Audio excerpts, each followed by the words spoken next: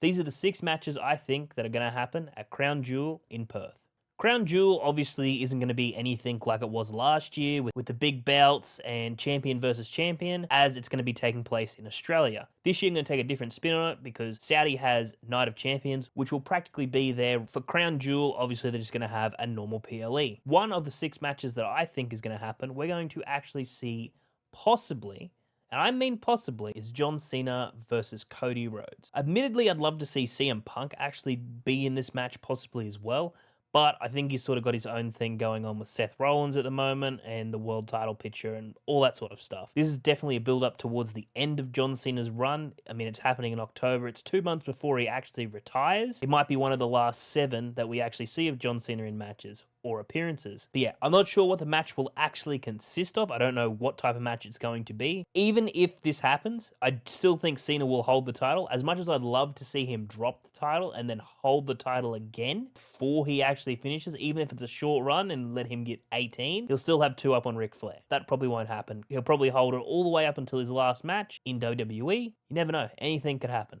Obviously, we've got Money in the Bank coming up, so we could have a possible cash in from, like, say, someone like LA Knight, perhaps. Maybe even Seth Rollins. I'm not 100% sure.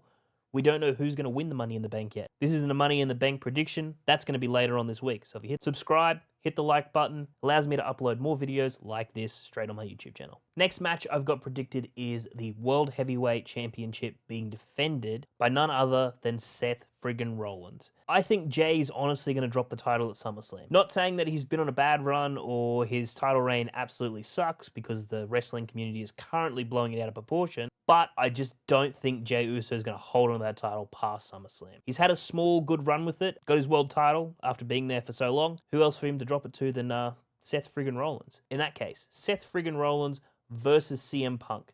Why CM Punk? Because I feel like Punk is going to cost Seth again at Money in the Bank, causing them to have a match at Crown Jewel.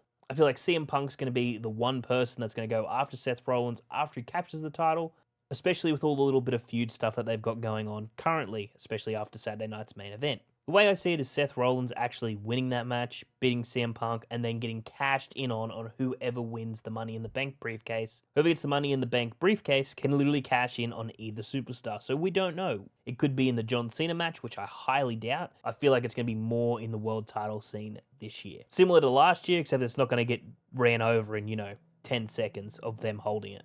But in saying that, let's move on to match 3. Will be the current women's champion, which should either be Tiffany or Jade Cargill. I'm not 100% sure. Also feel like it could be Tiffany Stratton in a triple threat match against Naomi and Jade Cargill. In seeing that, I actually see Jade Cargill winning this match and winning the women's title and capturing her first singles title in WWE.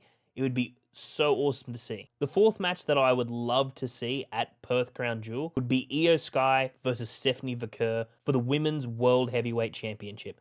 That would honestly be so cool. But here's the thing. Whoever the winner is, who I think would probably be Io personally, whoever wins that match, I feel like they're getting cashed in on none other than Mummy in the Bank Rhea Ripley. It just makes more sense for Rhea to come in and cash in on an actual champion and win in her home country again like she did last year at Elimination Chamber. Even if it doesn't happen at Crown Jewel, it can still happen on the Raw after Crown Jewel, which is still also going to be in Australia. Overall, the person I see coming out on top of that one is actually Rhea Ripley.